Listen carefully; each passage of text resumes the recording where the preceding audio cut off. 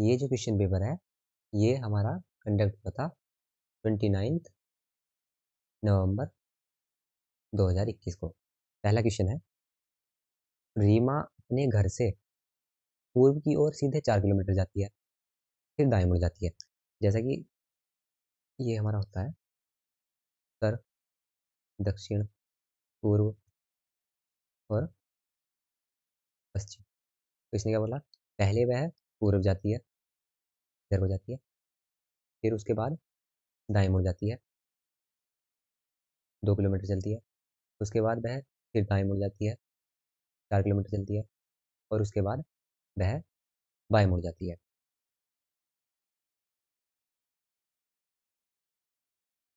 और 3 किलोमीटर चलती है। वह अंत में किस दिशा की ओर उन्मुख है, उसका मुख अब किस तरफ है ये बताना है। तो इसका ये नीचे की ओर है, नीचे की ओर कौन सी दिशा है, दक्षिण, तो इसका सही आंसर हो जाएगा दक्षिण। नेक्स्ट क्वेश्चन है, ये यहाँ पे संख्या और स्पेशल करेक्टर लिखे हुए, बताना है यदि उपरोक्त स्ट्रिंग में से आप सभी संख्याओं को हटा दिया जाता है, इसमें से सभी नंबर्स को हटा दें, तो निम्न में से कौन सा अंत से 11वें स्थान पर होगा। पहले तो सब नंबर को हटा देंगे, तो नंबर हटा देंगे, हम नंबर कंसीडर नहीं करते। उसके बाद बताना है अंत से 11वें स्थान पर, तो अंत कौन सा होगा, अंत होगा ये, इधर से 11वां लिखना है। 1 2 3, ये नंबर वाले हमें नहीं देखने, ये हटा दिए हमने। 1 2 3 4 5 6 7 8 9 10 11 12 13 14 15 16। रोहन अपने कार्यालय से सीधे 3 किलोमीटर जाता है, तो उसके कार्यालय का नहीं पता, हमने मान लिया वह ऊपर को जाता है। यहाँ इसका हो गया कार्यालय, कार्यालय से 3 किलोमीटर गया, फिर वह बाएं मुड़ जाता है, बाएं मुड़ जाता है, 2 किलोमीटर चलता है, वह पुनः बाएं मुड़ जाता है और 2 किलोमीटर चलता है। तो बाएं मुड़ जाएगा तो किधर को आ जाएगा, इधर को जा रहा है तो ये नीचे को आ जाएगा, और फिर 2 किलोमीटर चलता है। बता, यहाँ से वह दाएं मुड़ जाता है, अब वह दाएं मुड़ गया, नीचे को जा रहा था, दाएं मुड़ेगा तो इधर को, और 2 किलोमीटर चलता है। यदि वह अंत में पश्चिम की ओर जा रहा है, अब जो ये जा रहा है तो ये दिशा जो है ये पश्चिम है, तो वह अपने आरंभ में अपने कार्यालय से किस दिशा की ओर चला था। जो ये शुरू में चला था इधर को ऊपर को, तो ये कौन सी दिशा थी ये बताना है। तो अगर इधर पश्चिम है तो इधर क्या होगा, पूर्व होगा, और यहाँ पूर्व और पश्चिम है तो इधर क्या होगा, इधर उत्तर होगा, और इधर दक्षिण होगा। तो हमारा आंसर हो गया उत्तर, option number A. Next question की ओर चलते हैं। नेक्स्ट क्वेश्चन है, कुछ बैट बॉल है और सभी बॉल रॉकेट हैं। तो ये कुछ वाला, तो कुछ वाला है, तो कुछ वाला क्या होता है, half circle, half half cut मारते हैं। तो ये हो गए बैट, और ये हो गई बॉल। नेक्स्ट है, सभी बॉल रैकेट है। जो ये बॉल है ये सारी की सारी क्या है, रैकेट है।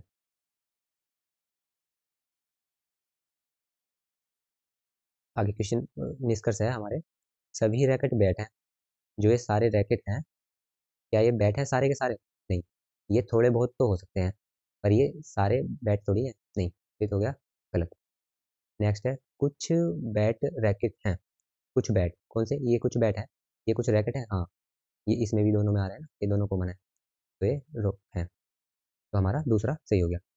तो ऑप्शन है, केवल निष्कर्ष एक पालन होता नहीं, न तो एक होता है न दो, गलत, केवल निष्कर्ष दो पालन होता है, तो ये केवल दूसरा ऑप्शन, ऑप्शन नंबर सी ठीक है। नेक्स्ट क्वेश्चन, क्वेश्चन है, अलमीरा को ये लिखा जाता है, तो उसी कुट भाषा में मो और मौन को क्या लिखा जाएगा, जो भी है ये। तो इसे देखने पे हमें, वैसे ऐसे क्वेश्चन को करने से पहले आप एक काम कर सकते हैं कि आप इनके नंबरिंग कर सकते हैं। जैसे ए तो आता है पहले नंबर पे, और ये एल होता है 12, एम होता है 13, आई होता है 9, तो ये आर होता है 18, और ए होता है 1, और एच होता है 8। अब इधर हम देखें तो ये क्या लिखा गया है, एक, एक, एच 8, 9, 12, 13 और 18।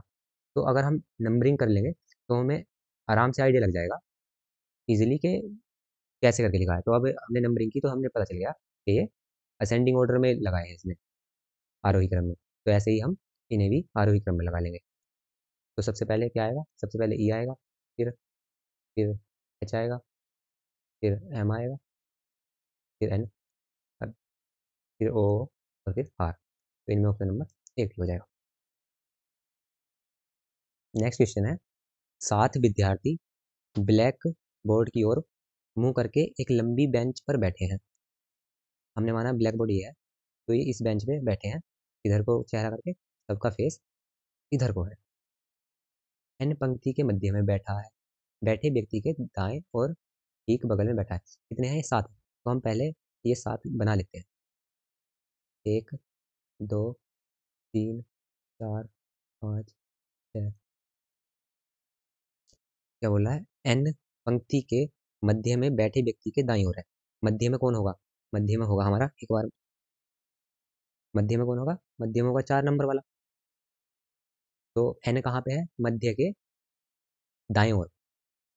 तो ये एन जो हो गया मध्य वाले के राइट साइड हो गया, दाईं ओर ठीक बगल में बैठा है। ठीक है, जो ओ के दाईं ओर ठीक बगल में बैठा है, जो कौन, इसका मतलब ये कह रहा है कि जो ओ के ठीक और दाईं ओर ठीक बगल में बैठा है। इस अब ये इसकी मध्य वाले की बात करने लगा कि ये ओ के ठीक बाईं ओर बैठा है। एक बार फिर से पढ़ सकते हैं, एन पंक्ति के मध्य में बैठे व्यक्ति के दाईं ओर ठीक बगल में है।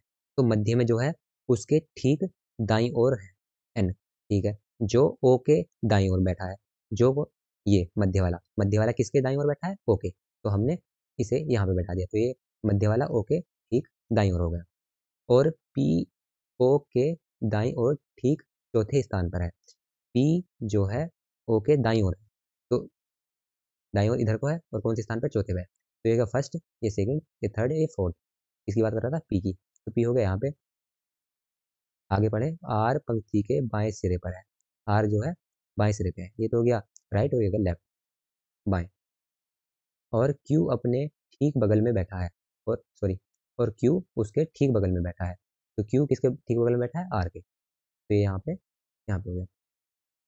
नेक्स्ट, यदि एम पंक्ति के मध्य में बैठा व्यक्ति नहीं है, एम जो है मध्य में नहीं बैठा, तो अब हमारी जगह कहाँ कहाँ बची, एक तो ये बची मध्य वाले की, और एक ये बची। तो मध्य में बैठा नहीं एम, तो कहाँ बैठा होगा, यहाँ पे बैठा होगा।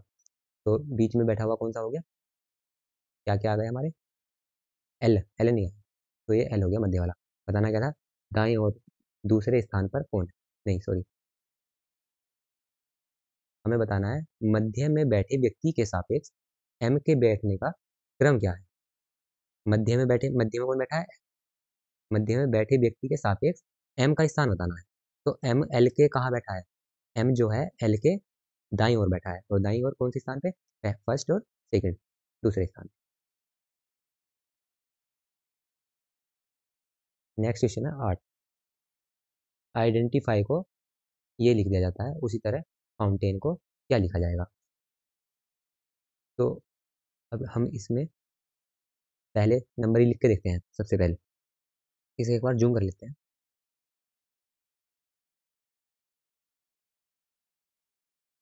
इसमें हम देखें तो इसने ग्रुप बनाए हैं, आई डी और एफ वाई और आई एन टी आई का। इसने क्या किया, ये बीच वाले जो हैं आई टी एन ई, इसे क्या किया है, आई टी एन ई ऐसे लिख दिया है लास्ट में बीच वालों को। तो क्वेश्चन बताना किसका है हमें, इसमें पहले तो बीच के देख लेते हैं, बीच के कौन से होंगे। इसमें 1 2 3 4 5, इसी में भी 8 ही है, तो इसमें बीच के हो गए ये। तो हम कैसे लिखेंगे, आई टी एन यू, और ये सही में लिखा जाएगा, लास्ट में लिखा जाएगा क्या, A T N U, last के ये हो जाएंगे। अब हम एक बार ऑप्शन में देख लेते हैं लास्ट में किस में ये है। तो लास्ट में A T N U, A T N U, हाँ सिर्फ इसी में है, तो ये हमारा सही आंसर है। नेक्स्ट क्वेश्चन है, जतिन 39 छात्रों की कक्षा में शीर्ष से 32वें स्थान पर है, नीचे से उसका स्थान कौन सा है। क्या बोल रहा है, ये जो जतिन है, ये इसके ऊपर से स्थान जो है इसका 32वां है। तो इसका मतलब इसके ऊपर, मतलब इससे ऊपर कितने विद्यार्थी हो रहे हैं, 31 है, और ये 32वां है। और टोटल कितने हैं, टोटल है 39। तो ये 32 हो गए, तो इसके नीचे कितने हैं, इसके नीचे हो गए 7। बताना है नीचे से उसका स्थान क्या है। नीचे से स्थान इसका क्या हो गया, इसके नीचे 7 है, तो ये नीचे से कौन सा हो गया, 8वां। ऑप्शन नंबर डी सही है। नेक्स्ट क्वेश्चन, यदि कूट भाषा में इसको ये लिख दिया जाता है, तो उसी कूट भाषा में इसे क्या लिखेंगे। तो देखते हैं, पहला है एल, ये है एक बार नंबरिंग करके देखते हैं, 12, 9, 1, 9, 19, होगा कितना होता है। हाँ, ये तो इसमें बढ़ाया हुआ है, एल का 2 बढ़ा दिया, एम एन, आई का भी 2 बढ़ा दिया, आई जे के, ऐसे ही ए का सी कर दिया, दो दो प्लस किया हुआ है, तो पी का हो जाएगा आर। तो इसमें तो क्यू है, इसमें क्यू है, तो आर वाले ये दोनों है। आर के बाद टी ई तक तो सेम है, ये देख लेते हैं चौथा वर्ड। चौथा क्या है, सी, सी का क्या हो जाएगा, ई। तो ये ई वाला ऑप्शन नंबर सी ठीक हो जाएगा। नेक्स्ट क्वेश्चन है, कुछ विद्यार्थियों की एक पंक्ति में गीतांजलि बाएं ओर से 24वें, एक पंक्ति है, तो इसमें गीतांजलि है कहीं, गीतांजलि, गीतांजलि बाएं से 24वें स्थान पर है। बायां कौन सा होता है, ये लेफ्ट साइड, लेफ्ट साइड से कौन से स्थान पर है, 24वें, तो इसके इधर लेफ्ट साइड में कितने हैं, 23 है। और दाईं ओर से 35वें स्थान पर है, दाईं ओर से देखें तो ये 35वें स्थान पर है, तो इसका मतलब इसके दाईं ओर कितने बैठे हैं, 34 बैठे हुए हैं। अब बताना है पंक्तियों में विद्यार्थियों की कुल संख्या कितनी है। तो कितनी है, इसके बाईं ओर 23 है, और इसके दाईं ओर 34 है, और एक ये गीतांजलि खुद है, तो कितने हो गए टोटल, 3, 4, 7 और 1, 8, और ये 2 और 3, 5। ऑप्शन नंबर डी ठीक होगा। नेक्स्ट क्वेश्चन की ओर चलते हैं। नेक्स्ट क्वेश्चन है, ये कथन वाला आ गया, निष्कर्ष वाला। सभी बिल्लियां चूहे हैं, सभी, ये हो गया, बिल्ली हो गई ये सभी बिल्ली सारी की सारी चूहे हैं। नेक्स्ट है, कुछ चूहे कुत्ते हैं, ये कुछ चूहे कुत्ते हैं। अब इसमें दो तरीके से बना सकते हैं वैसे हम, एक तो ये हो गया, और एक तरीके से और बन सकता है। कैसे बन सकता है, सभी बिल्ली चूहे हैं और कुछ चूहे कुत्ते हैं, तो ये इसके क्रॉस भी कर सकता है, कर भी सकता है ये क्रॉस, और नहीं भी कर सकता, ये इसने क्लियर तो किया नहीं। तो पहले निष्कर्ष देखते हैं क्या क्या दिया हुआ। कुछ बिल्लियां कुत्ते हैं, कुछ बिल्लियां कुत्ते हैं, तो इसने बोला तो था नहीं, तो ये हो भी सकता है और नहीं भी हो सकता। तो ऐसे वाले को जो हो सकता है और नहीं भी हो सकता, तो उसे हम, अगर ऐसा कोई ऑप्शन दिया होगा कि हाँ ये हो भी सकता है और नहीं भी, तो वो सही मानेंगे, वरना अगर ऐसा कोई ऑप्शन नहीं दिया होगा तो इसे गलत में कंसीडर करेंगे हम। नेक्स्ट है, कोई बिल्ली कुत्ता नहीं है, जो बिल्ली है वो कुत्ता नहीं है। तो ये क्या बिल्ली वाला कुत्ते से मिल रहा है, नहीं, इसमें तो नहीं मिल रहा है, तो इसके हिसाब से गलत है। और इसमें बिल्ली कुत्ता मिल रहा है, तो ये भी इसमें गलत बैठ रहा है और इसमें सही बैठ रहा है। पहले में गलत बैठ रहा है, दूसरे में सही, तो जिसमें एक सही बैठता है और एक गलत बैठता है, तो उसे हम गलत में कंसीडर करते हैं। तो ये दोनों ही गलत हो जाएंगे, न तो निष्कर्ष एक और न ही दो पालन करता है। तो इसका ऑप्शन नंबर ये सी टी हो जाएगा। ये ऐसे वाले, ऐसे क्वेश्चन बहुत पूछता है डीएसएस में, इसमें दो तरीके से डायग्राम बना सकते हैं हम, और अगर इसमें एक सही एक के हिसाब से और एक इसके हिसाब से गलत बैठता है, तो उसे हम गलत में ही कंसीडर करते हैं। नेक्स्ट क्वेश्चन पे चलते हैं। रमन ने 10 नवंबर 2022 को मंगलवार के दिन अपना जन्मदिन मनाया। 2022 में उसका जन्मदिन किस दिन होगा। अच्छा, 20 में तो उसने मंगलवार को मनाया, और 22 में 10 नवंबर 2020 को क्या दिन था, मंगलवार। अब हमें क्या बताना है, 10 नवंबर 2022 को क्या दिन होगा। तो सबसे पहले हम ये देख लेते हैं कि इनमें कितने दिनों का अंतर हो गया। तो ये कितने साल का अंतर हो गया, 10 नवंबर 2022 से 10 नवंबर 2020 से 10 नवंबर 2022 के बीच 2 साल का अंतर हो गया। तो 2 साल में कितने दिन हो जाएंगे, 365 प्लस 365, तो ये हो गए 730, 730 दिन हो गए। पर एक बात मैं यहाँ पे तुमसे पूछता हूँ, एक बात हम यहाँ पे देखते हैं, 2 से 5 के बीच कितना अंतर है? तो कितना अंतर है? 5 में से 2 गए 3। पर अगर हम बात करें इनके बीच में कितने हैं, तो इनके बीच में कितने हैं? इसके बीच में 3 और 4 है, तो इनके बीच में 4 ही है। जैसे कि पहले क्वेश्चन भी हमने किए थे, ये सीटिंग अरेंजमेंट की तरह ही है। तो यहाँ पर जो इनके दिनों का अंतर होगा, जो बीच में दिन आने वाले होंगे, वो कितने कम हो जाएंगे? 1 कम हो जाएगा। इसका मतलब कितने? 729 दिन हो जाएंगे। और हर 7 दिन के बाद वही दिन रिपीट होता है, मंगलवार हर 7 दिन बाद आएगा, 7 से भाग करेंगे, 7 सात का 7, 14 7 चौक 28, और एक रिमाइंडर बचा, एक शेष बचा। तो इसका मतलब वो दिन जो होगा मंगल से अगला दिन होगा। मंगल से अगला कौन सा होता है? बुधवार। तो इसका ये आंसर, हाँ, ये गुरुवार दिया हुआ है, तो ये बुधवार ही है। नेक्स्ट क्वेश्चन पे चलते हैं।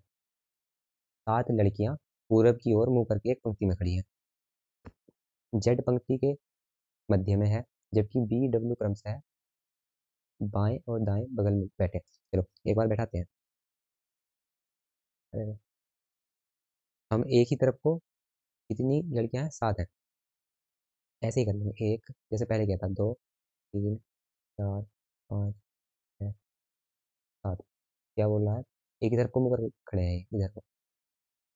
जेड पंक्ति के ठीक मध्य में है, जेड जो है ठीक मध्य में है, जबकि वी और डब्ल्यू क्रमशः उसके बाएं और दाएं हैं। बी जो है उसके बाएं है और डब्ल्यू उसके दाएं है। डब्ल्यू बाई के बाई के बाईं ओर बैठा है। डब्ल्यू जो है बाई के बाईं ओर बैठा है, जो बी के दाईं ओर बैठा है, और जो जो मतलब बाई बाई है बी के दाईं ओर बैठा है। बाई जो है डब्ल्यू के बाईं ओर बैठा है, जो बी के दाईं ओर तीसरे स्थान पर है। एक बार ये क्वेश्चन फिर से पढ़ते हैं शुरू से बैठाते हैं। तो अब क्या बोला है इसने? 7 लड़कियां हैं, 1 2 3 4 5 7। पूरब की ओर गोल पोस्ट की ओर मुकर के पंक्ति में खड़े हैं। वी बाई के, अरे ये क्या था? वी जो है वाई के बाईं ओर दूसरे स्थान पर खड़ा है। बी जो है वाई के बाईं ओर है दूसरे स्थान पर, इनके बीच में एक और है। क्योंकि अभी हमें ये नहीं पता ना कि कौन सी जगह कौन सी स्थान पर, ये तो बताया नहीं उसने, तो हमने अलग यहाँ को लिख दिया साइड में। जो पंक्ति के दाएं सिरे पर खड़ा है, जो पंक्ति के दाएं सिरे पर खड़ा है। अब बताया इसने, जो मतलब ये बी जो है पंक्ति के बाएं सिरे पर खड़ा है, तो बाई कहाँ हो जाएगा? यहाँ तो बीच में इनके कोई है, और यहाँ पे बाई हो गया। आगे बढ़े। जो पंक्ति के दाएं सिरे पर खड़ा है, एक्स डब्ल्यू के बाएं और दूसरे स्थान पर है। क्या एक बार फिर से पढ़ते हैं। वी बाई वी बाई के बाएं और दूसरे स्थान पर है, ठीक है। वी जो है बाई के बाएं दूसरे स्थान पर है, जो पंक्ति के दाएं सिरे पर खड़ा है। सॉरी, ये इसने दाएं सिरे पर दिया है, तो ये जो है बाई दाएं सिरे पर खड़ा है, तो बी कहाँ हो जाएगा? बी हो जाएगा यहाँ, और इनके बीच में है एक। आगे बढ़े। एक्स डब्ल्यू के बाईं ओर, एक्स जो है डब्ल्यू के बाईं ओर दूसरे स्थान पर है, इनके बीच में कोई है, और जेड के दाईं ओर ठीक बगल में है। हाँ, जेड के दाईं ओर है, ये जो एक्स है ये जेड के दाईं ओर है, जेड के दाईं ओर हो गया। तो पंक्ति के ठीक मध्य में कौन है? अरे हाँ, ये तो वैसे हमारी पहली लाइन से ही क्लियर हो गया था कि पंक्ति के लाइन में कौन है। पंक्ति के लाइन में तो बी था, हमें आगे करने की जरूरत ही नहीं थी। इसका आंसर बी हो जाएगा। और सभी को अगर बैठाना होता तो क्या हो जाएगा? जेड और एक्स, जेड एक्स साथ साथ में थे ना, तो जेड और एक्स यहाँ बैठे थे, और बीच में जगह जो थी यहाँ पे बी आ गया, और यहाँ पे डब्ल्यू हो जाएगा। नेक्स्ट क्वेश्चन पे चलते हैं। ये भी सीटिंग अरेंजमेंट का है। 5 व्यक्ति उत्तर की ओर मुंह करके एक बेंच पे बैठे हैं। तो ये उत्तर की तरफ 5 बैठे हैं, 1 2 3। डी ए के दाईं ओर ठीक बगल में है। डी जो है ए के ठीक दाईं ओर है, ठीक, किंतु सी के बाईं ओर दूसरे स्थान पर बैठा है। डी जो है सी के दूसरे बाईं ओर बैठा है। ओके, यदि ई ए के बाईं ओर ठीक बगल में बैठा है, ई जो है ए के, अच्छा ए यहाँ ना, ई ए के ठीक बाईं ओर बैठा है, तो बी के बैठने की स्थिति बताओ। बी कहाँ पे बचा, यहाँ पे बची हुई जगह, यहाँ पे बी बैठा है। तो ऑप्शन पढ़ते हैं, सी के दाईं ओर, सी के नहीं, ये तो सी के बाईं ओर है, तो ये तो गलत हो गया। ई के बाईं ओर ठीक बगल में, ई के बाईं ओर नहीं, ई के तो बहुत दूर दाईं ओर है, ये भी गलत हो गया। डी और सी के मध्य, हाँ, डी और सी के मध्य बैठा है ये बी, इसी का बी का बताना, बी के बैठने की स्थिति थी, तो डी और सी के मध्य, ऑप्शन सी सही हो जाएगा। नेक्स्ट क्वेश्चन है हमारा, 20 अक्टूबर 19 को रविवार के दिन केतनी और रमन ने अपनी शादी की सालगिरह मनाई। 2023 में उनकी शादी की सालगिरह किस दिन होगी?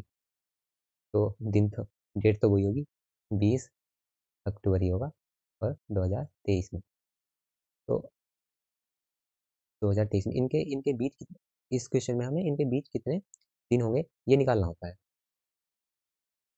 तो इनमें कितने साल का अंतर हो रहा है? इनमें 2 साल का अंतर हो रहा है।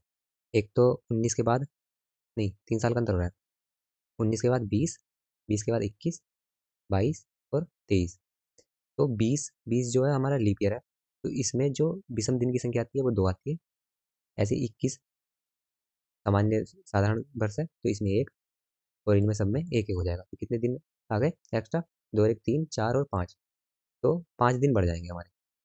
तो सोमवार से 5 दिन बढ़ाएं, मंगल बुध बृहस्पति शुक्र, फिर सोमवार मंगल बुध बृहस्पति शुक्र, तो ये शुक्रवार हो जाएगा, ऑप्शन नंबर सी।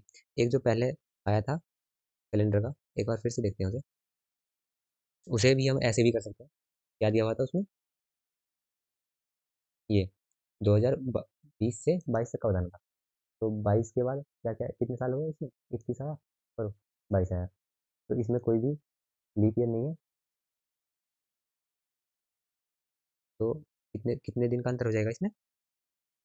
तो ये क्वेश्चन भी ऐसे ही हो जाता, 21 साधारण साल है तो 1, और 22 ये भी साधारण साल है तो 1 इसका, तो कितने दिन एक्स्ट्रा हो जाएंगे? मंगल से 2 दिन बढ़ जाएंगे, तो क्या आ जाएगा? बुध और बृहस्पति। ये गुरुवार जो होता है बृहस्पति होता है, तो यहाँ भी जो हमने ये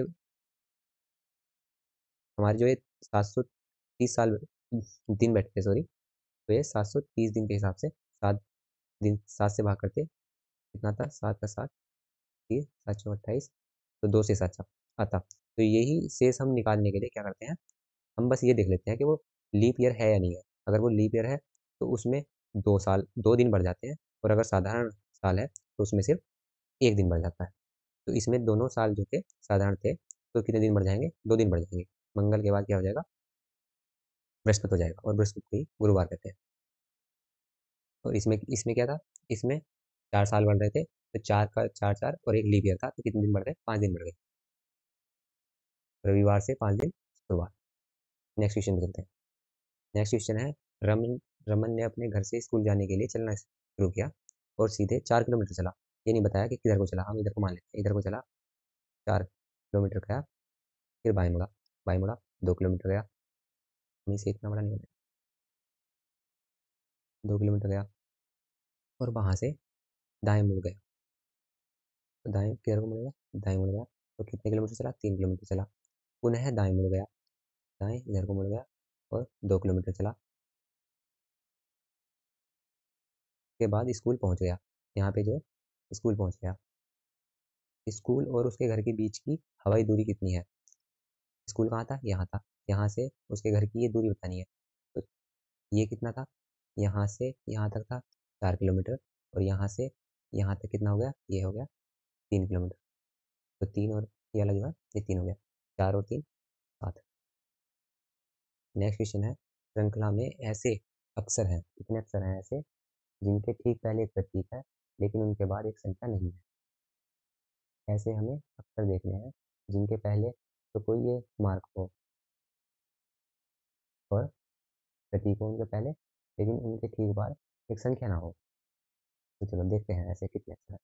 तो पी के तो पहले कुछ है ही नहीं, डी के पहले मार्क है, पर बाद में भी हमारा डी के पहले प्रतीक है और बाद में प्रतीक है, तो ये भी नहीं हुआ। फिर ए के पहले तो ये नंबर है, ये भी नहीं हुआ।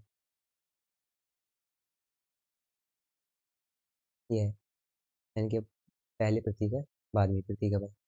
ये डब्ल्यू देखते हैं, डब्ल्यू के पहले प्रतीक है और बाद में 9 नंबर, तो एक तो ये हो गया।